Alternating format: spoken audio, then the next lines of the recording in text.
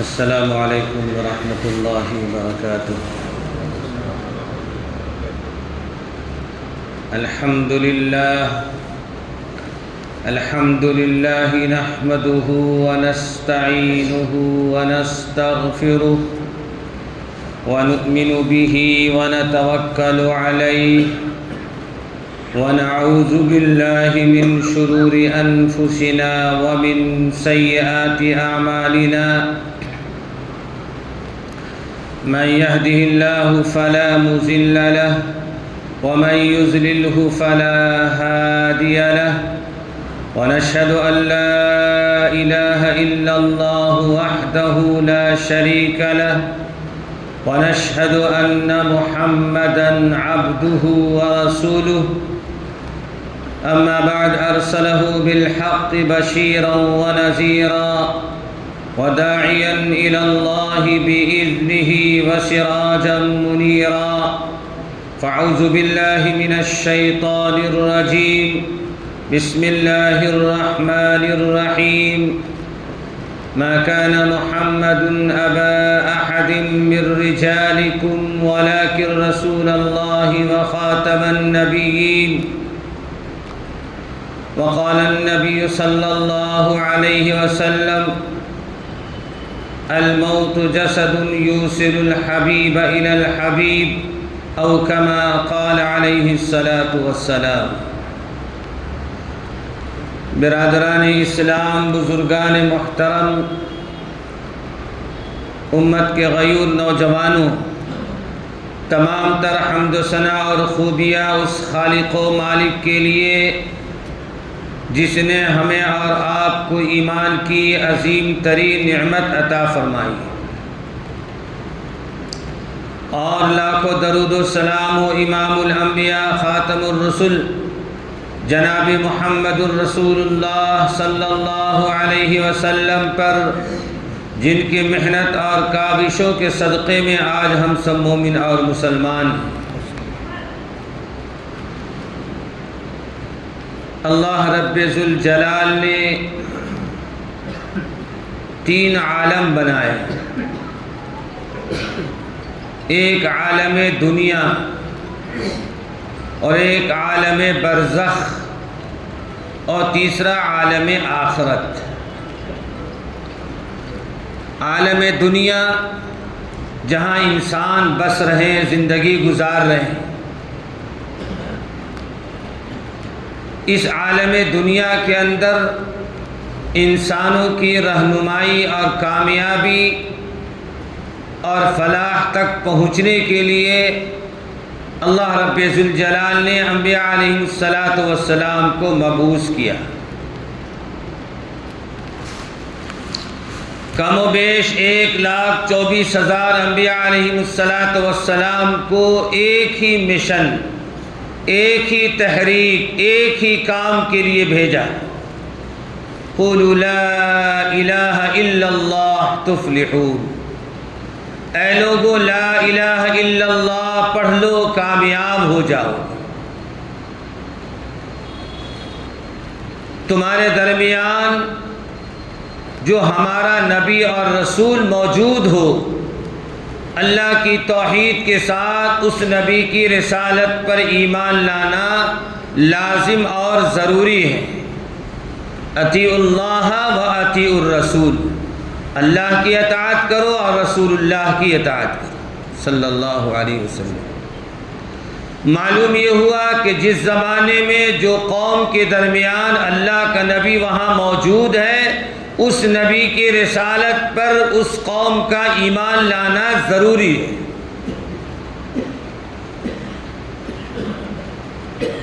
1,24,000 انبیاء علیہ السلام کو اللہ تعالیٰ نے اس عالم دنیا کے اندر مبعوث کیا اور بھیجا۔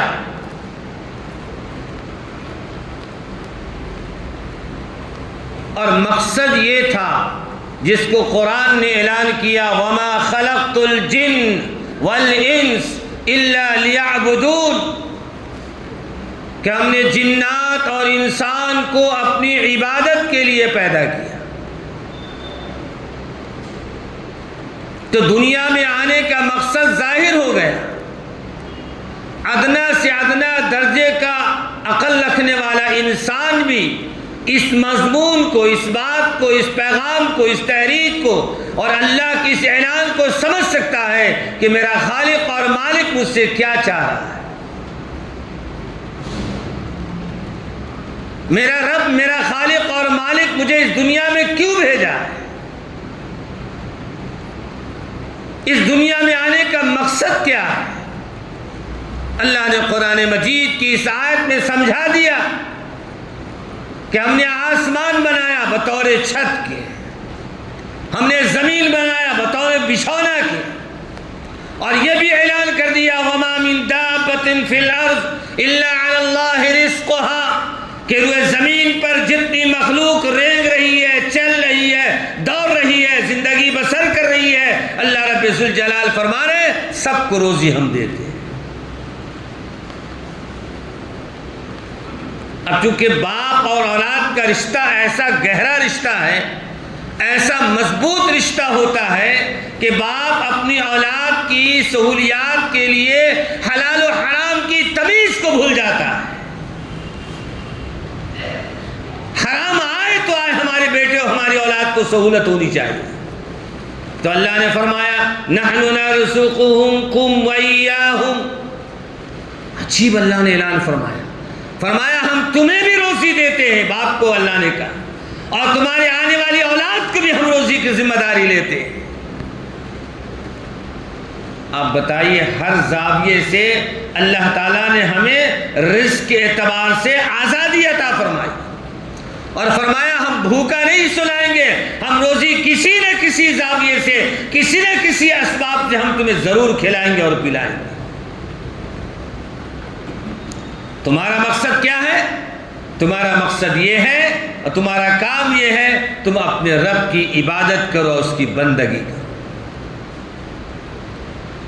اب ٹھہر کر ذرا سوچیے اور اس بات پر سمجھیے کہ اللہ رب ذوالجلال کی اس پیغام پر اور اس مقصد پر ہم کتنے درجے اترے ہوئے۔ ہماری زندگیوں میں اللہ کا دین ہے یا نہیں ہے؟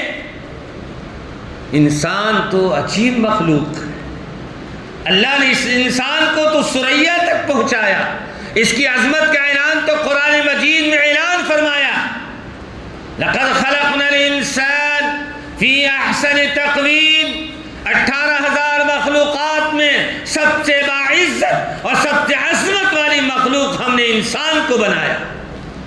ہائے افسوس، وہ انسان اپنی حقیقت کو آج تک پہچان نہ سکا، اور اپنے بدعمالیوں کے نتیجے میں، اپنے کرتوت کے نتیجے میں، اپنے گناہ اور اپنی معصیت کے نتیجے میں اللہ رب ذوالجلال کا جو قرب حاصل کرنا تھا، اللہ کی جو نزدیکی حاصل کرنا تھا، اللہ کا مقرب بننا تھا، جس کے نتیجے میں آخرت کی لامحدود نعمتیں ہمیں ملنے والی تھی، ہم ان سب کو فراموش کر دیا اور ان سب کو بھول گئے۔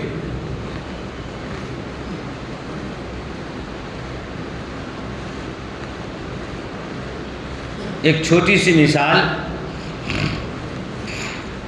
دنیا میں ہم کوئی چیز خریدنے جاتے ہیں، لینے جاتے ہیں، تو ایک خریدنے والا آدمی ایک ہی طرح کی کئی چیز ہے، لیکن کوالٹی الگ ہے، سب کی قیمت الگ ہے۔ یہ آدمی سوچتا ہے یہ 10 روپے کی چیز ہے، سیم وہی چیز ہے، وہی کام کی چیز ہے، 20 روپے میں مل رہی ہے۔ اب وہ اپنا دماغ لگاتا ہے۔ کس نے دماغ دیا؟ اللہ نے دماغ دیا۔ اپنا شعور، اپنا دماغ، اپنا علم لگاتا ہے اور سوچتا ہے یہ 10 روپے والی چیز کے بجائے 20 روپے والی چیز خرید لینا بہتر ہے، اس لیے کہ 10 روپے والی چیز چند دنوں کے بعد ختم ہو جائے گی، اور اگر اس کا ڈبل 10 روپے اور لگا دیتا ہوں تو بہت زیادہ دن تک استعمال میں آئے گی، کام میں آئے گی، تو اس چیز کو پسند کرتا ہے، اس کو خریدتا ہے۔ یہ فانی ہے، جلد ختم ہونے والی ہے، اور یہ زیادہ دن چلنے والی ہے۔ اے ایمان والو، اللہ نے ہمیں ایمان دیا ہے، عقیدہ دیا ہے، قرآن دیا ہے، نبی کی سنت اور حدیث دیا ہے، ہم اس بات پر کیوں نہیں سوچتے اس بات کو کہ اللہ نے فرمایا دنیا فانی ہے، دنیا ختم ہونے والی ہے، اور آخرت ہمیشہ باقی رہنے والی ہے۔ ہم دنیا کا توشہ جمع کرنے کے لیے دن بھر کی خاک چھانتے ہیں، نہ دھوپ کا اعتبار کرتے ہیں، نہ بارش کا اعتبار کرتے ہیں، اور ہر ممکن کوشش کرتے ہیں کہ دنیا کا توشہ ہمیں مہیا ہو جائے، دنیا کا ذخیرہ ہمیں جمع ہو جائے، ذرا آرام، سکون، چین کی زندگی مل جائے۔ کیا یہاں پہ اپنی عقل نہیں لگاتے، اپنا شعور نہیں لگاتے، اپنا علم، اپنی فنکاری نہیں لگاتے، کہ جس دنیا کے توشے کے لیے ہم دن رات کی محنت کر رہے ہیں اور کوششیں کر رہے ہیں، یہ سارا کا سارا توشہ اچانک موت کا فرشتہ آئے گا اور سب دھرا کا دھرا رہ جائے گا۔ ایک آدمی گھر سے تیار ہو کر نکلتا ہے، زرق برق لباس پہن کر نکلتا ہے اور سفر پہ نکلتا ہے، اسے معلوم نہیں کہ آگے کیا ہونے والا ہے، اچانک لقمہ اجل بن جاتا ہے۔ ان الساعة آتیۃ اکاد اخفیہا، کہ وہ قیامت جس کا ہولناک منظر ہوگا، جس کو اللہ کے نبی جناب رسول اللہ صلی اللہ علیہ وسلم نے فرمایا قیامت کے دن ہر انسان سے 5 سوال کیے جائیں گے، جب تک کہ 5 سوالوں کا جواب ہر انسان نہیں دے گا اس وقت تک اس کا قدم ہل نہیں سکتا۔ کیا تیاری ہم نے قیامت کے دن کے لیے کیا ہے؟ یہ دنیا عالم دنیا ہے، اماجگاہ ہے، بننے کی جگہ ہے، کمانے کی جگہ ہے، آخرت کی تیاری کا ایک سنہرا اللہ نے موقع دیا ہے۔ اللہ تعالیٰ قرآن مجید میں فرماتے ہیں یا ایھا الذین آمنوا باللہ، یہ موضوع سے آیت فٹ ہوتی ہے، اے ایمان والو ایمان لاؤ۔ ایمان والا پھر دوبارہ ایمان لائے، کیا مطلب ہے اس آیت؟ اے ایمان والو ایمان لاؤ، ارے ایمان تو وہ لائے گا جو ایمان نہیں لایا ہے، وہ نہیں ایمان لائے گا۔ قرآن مجید کی آیت کہہ رہی ہے اے ایمان والو ایمان لاؤ۔ محدثین اور مفسرین نے لکھا ہے اے ایمان والو، جو ایمان اللہ نے عطا فرمایا ہے، جو ایمان تو نے اللہ کی توحید پر، نبی کی رسالت پر لایا ہے، اس ایمان کے احکامات اور تعلیمات پر اپنی زندگی کو اتار لو اور ڈھال لو۔ یہ ہے اس آیت کا مقصد۔ ایمان تو ہمیں وراثت میں مل گیا، بغیر محنت کے، بغیر کوششوں کے مل گیا۔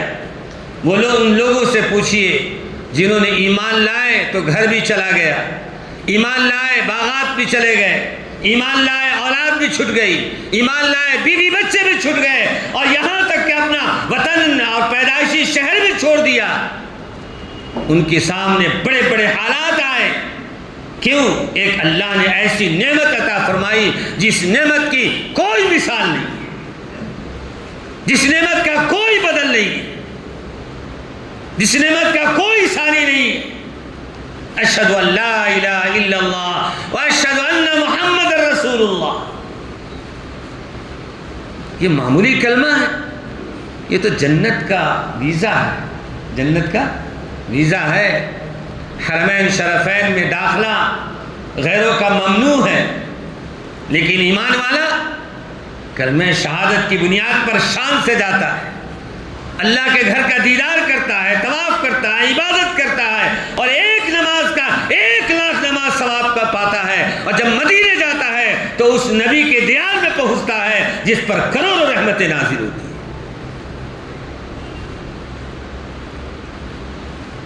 وہ ایمان والا بندہ یہ عالم دنیا میں کیا تیاری کر رہے ہیں اس عالم آخرت کے لیے؟ اللہ نے قرآن مجید میں فرمایا کل نفس بما کسبت رہین، ذرا اس دن کو یاد کرو جب ہر شخص جکڑا ہوا ہو، بیڑیوں میں جکڑ دیا جاتا ہے نا، بے بس ہو جاتا ہے انسان۔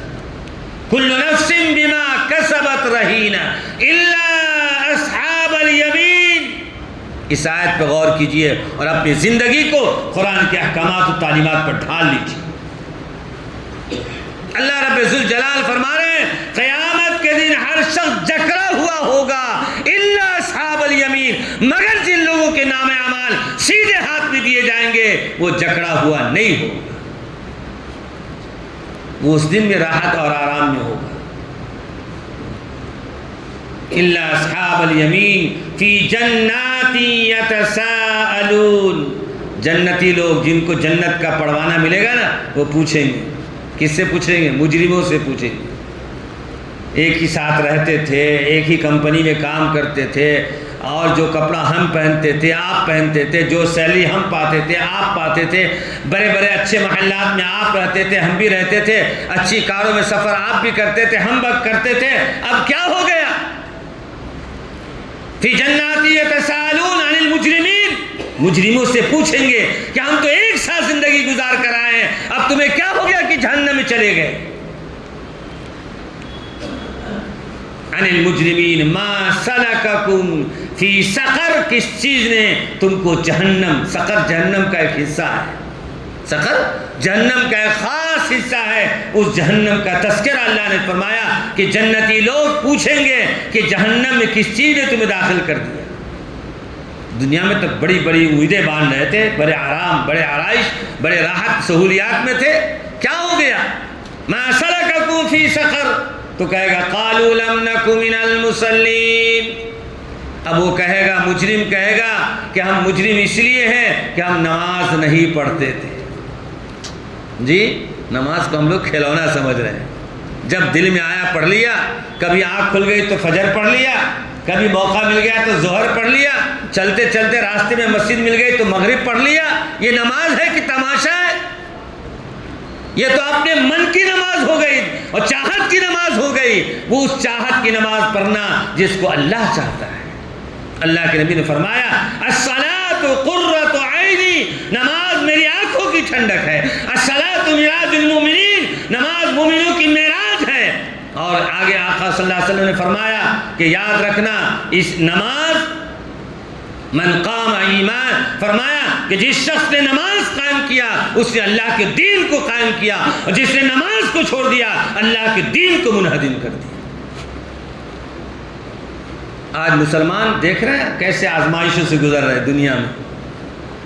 حضرت صحابہ کرام رضوان اللہ اجمعین کی ذرا سیرت کو اٹھا کر دیکھیے، تاریخ اٹھا کر دیکھیے، تھوڑی تعداد تھی، کم افراد تھے، لیکن اللہ کے دین پر نچھاور تھے۔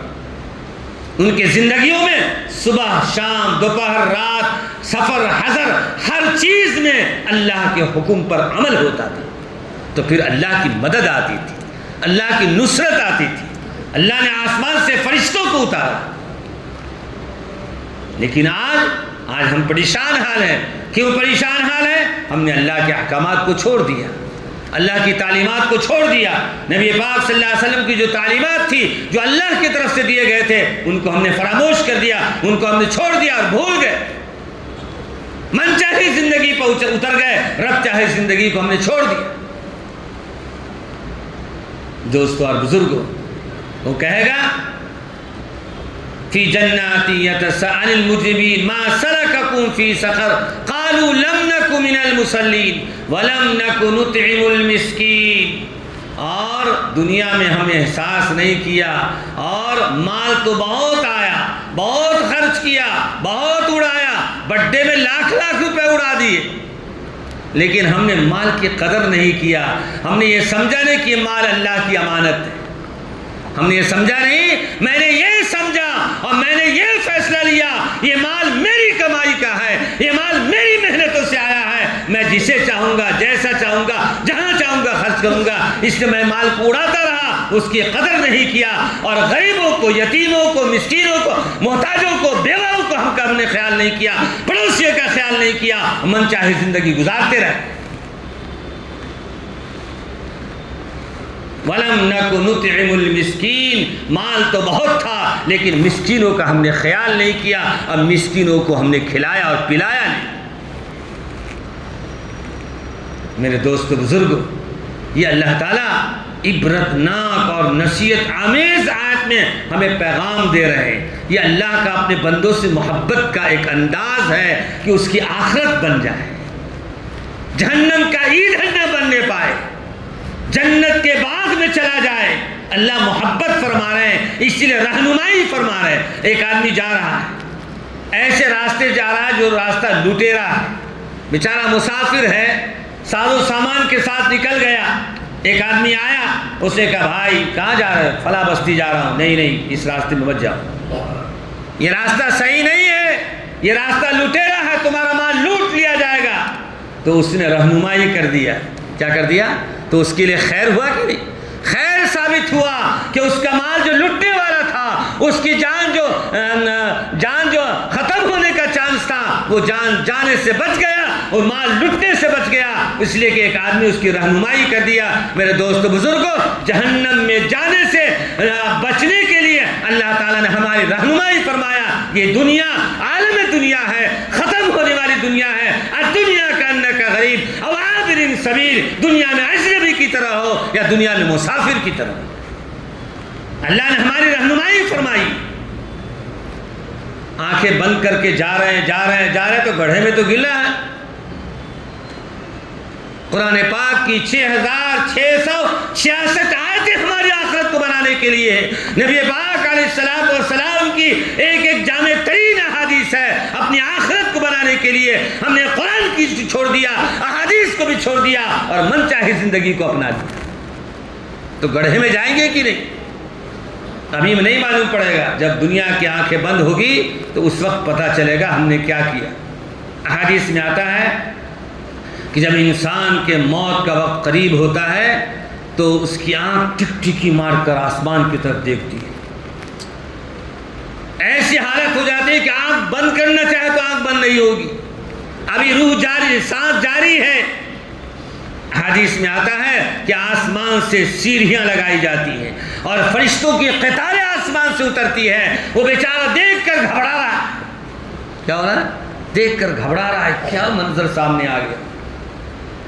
میرے دوستوں اور بزرگوں، ذرا دنیا تو کسی نہ کسی طرح چل ہی جائے گی، گزر ہی جائے گی۔ اللہ کا وعدہ ہے، جیسا کہ قرآن مجید کی آیات سے ثابت ہوا کہ اللہ نے روزی کی ذمہ داری لیا ہے اور اللہ تعالیٰ نے ہم سب کے کھانے پلانے کے لیے اسباب مہیا کر دی ہیں، عقل و شعور دیا ہے، علم و ہنر دیا ہے، اس کے ذریعے دنیا ملنا لازم ہے۔ سب سے بڑا سوال یہ ہے کہ آخرت مل جائے، اس کی ہمیں فکر ہو۔ یہ آخرت کیسے فکر ہوگی؟ اگر ہم امیر ہیں، دولت مند ہیں، اللہ نے مال دیا ہے تو اس مال کا صحیح استعمال کیا جائے اور اس مال میں غریبوں کا، یتیموں کا، مسکینوں کا، پڑوسیوں کا، رشتہ داروں کا جو بھی حق ہے اس کو ادا کیا جائے۔ وَآتِ ذَا الْقُرْبَى حَقَّهُ وَالْمِسْكِينَ وَابْنَ السَّبِيلِ۔ ہم جو مال خرچ کرتے ہیں نا، اس مال میں چاہے وہ زکوٰۃ کا مال ہو، چاہے وہ صدقے کا مال ہو یا آپ امداد کر رہے ہیں، سب سے پہلے اس مال کا حقدار ہمارا رشتہ دار ہے، ہمارا خاندان ہے، ہمارا کنبہ ہے۔ ہمارے خاندان میں، ہمارے قبیلے میں، ہمارے رشتہ داروں میں، ہمارے پڑوسیوں میں اگر کوئی خاص محتاج یا ضرورت مند ہے تو سب سے پہلی ذمہ داری ہے اس مال کو اپنے رشتہ داروں میں، ان غریب رشتہ داروں میں تقسیم کیا جائے، ان کی نصرت اور مدد کی جائے۔ اور اس کی حکمت اللہ کے نبی صلی اللہ علیہ وسلم نے ارشاد فرمایا کہ تو نے 10,000 مال سے کسی غریب کی مدد کیا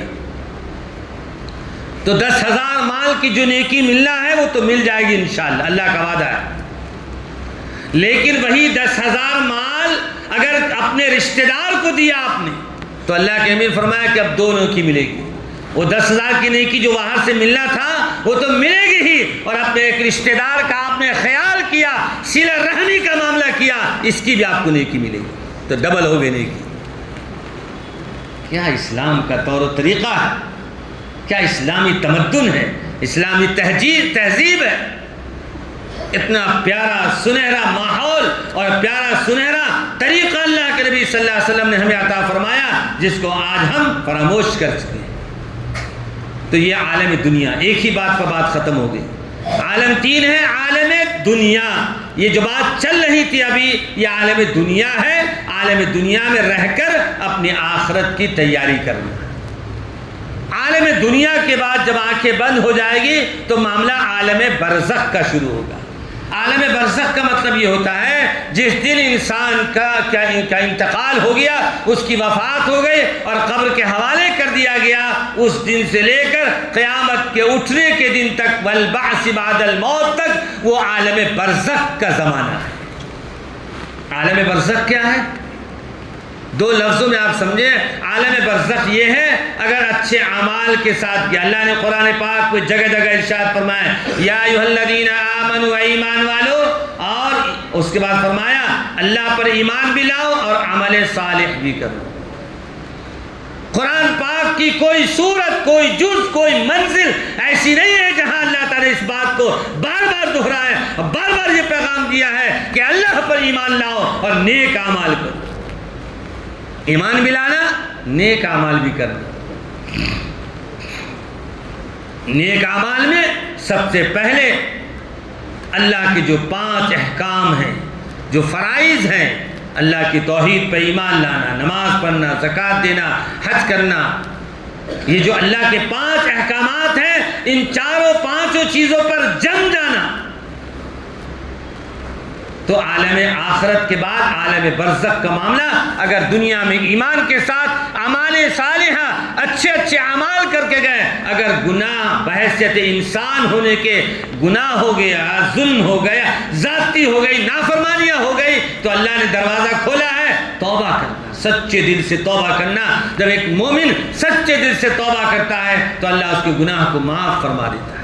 اور چھوٹے موٹے جو گناہ ہوتے ہیں وہ گناہ تو اللہ نے فرمایا ان الحسنات یذہبن السیئات، تمہاری نیکی تمہارے گناہوں کو مٹا دے گی۔ کتنا اچھا فرمولہ اللہ نے بتایا۔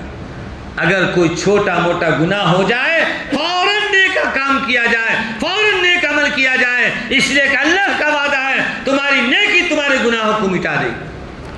اور اگر گناہ کبیرہ بڑا گناہ کر لیا، اللہ کو زیادہ ناراض کر دیا، تو اللہ تعالیٰ فرما رہا ہے اس وقت تک نہیں معاف کروں گا جب تک کہ تم توبہ نہیں کرو۔ تو سچے دل سے توبہ کرنا، ایک ایک دن میں سینکڑوں بار توبہ کرنا، کم از کم ادھر ادھر منتشر رہتے ہیں، دنیا میں مشغول رہتے ہیں، موقع نہیں ملتا، تو اگر ہم نمازی ہیں، نماز کو آتے ہیں، تو آپ دعا پڑھتے ہیں ان اللہم انی ظلمت نفسی ظلما کثیرا ولا یغفر الذنوب الا انت فاغفر لی۔ یہ اللہ آپ ہی معاف کرنے والے ہیں، آپ ہی گناہ کو بخشنے والے ہیں۔ یہ دعا کر رہے ہیں، آپ اتحیات میں بیٹھتے ہیں، اتحیات کے بعد درود پڑھتے ہیں، درود کے بعد دعائے معصورہ میں یہی دعا تو پڑھ رہے ہیں۔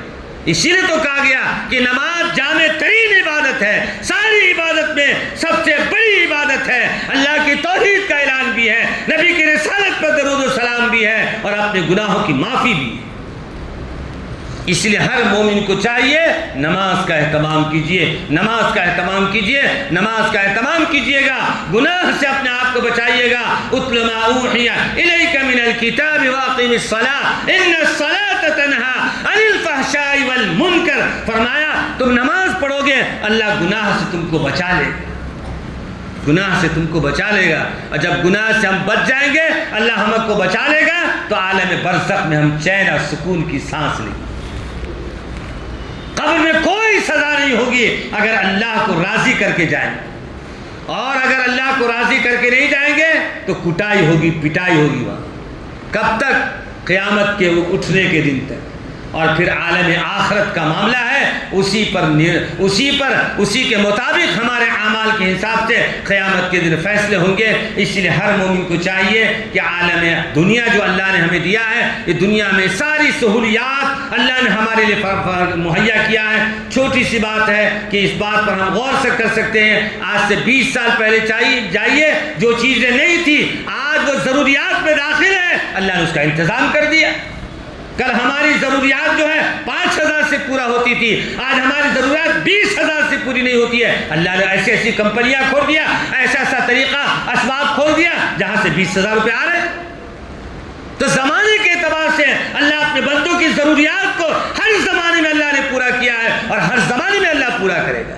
لیکن ضرورت اس بات کی ہے کہ اپنی آخرت کو فراموش نہ کیجیے، اپنی آخرت کی تیاری اسی دنیا میں موت سے پہلے کر لیجیے، انشاءاللہ ثم انشاءاللہ عالم برزخ یعنی قبر میں آرام اور سکون کے ساتھ رہیں گے۔ اور یہاں تک کہ حدیث پاک میں آتا ہے جنت کی ہوائیں اللہ قبر تک پہنچا دے گا اگر ہمارے اعمال اچھے۔ اور عالم آخرت کا کیا معاملہ؟ عالم آخرت میں تو سوال ہی نہیں پیدا ہوتا ہے. اگر ہمارے اعمال اچھے ہیں انشاءاللہ ثم انشاءاللہ اللہ کا دیدار بھی نصیب ہوگا، نبی پاک صلی اللہ علیہ وسلم کا بھی دیدار نصیب ہوگا. لیکن جب عالم اچھے اعمال کے ساتھ نہیں جائیں گے تو دنیا میں محبت کے دعوے کرتے رہے لیکن وہاں دیدار نصیب نہیں ہوگا، وہاں دیدار نصیب نہیں ہوگا. ہمارا ٹھکانہ تو جہنم میں ہوگا تو دیدار کہاں سے نصیب ہوگا؟ میرے دوست بزرگوں، اس لیے ضرورت اس بات کی ہے، اس وقت مسلمان دنیا میں بہت پریشان حال ہے. ہر مسلمان کی ذمہ داری ہے اپنے بھائی کے لیے دعا کرے اور اپنے اعمال کو سدھارے، اس لیے کہ جب نیک عمل ہوتا ہے تو اللہ کی رحمتیں اترتی ہے. اللہ سے دعا ہے اللہ ہمیں اور آپ کو پکا سچا رسول اللہ صلی اللہ علیہ وسلم کا سچا شہدائی اور ان آپ کی سنتوں پر عمل کرنے والا بنائے. وآخر دعوانا ان الحمد للہ رب العالمین.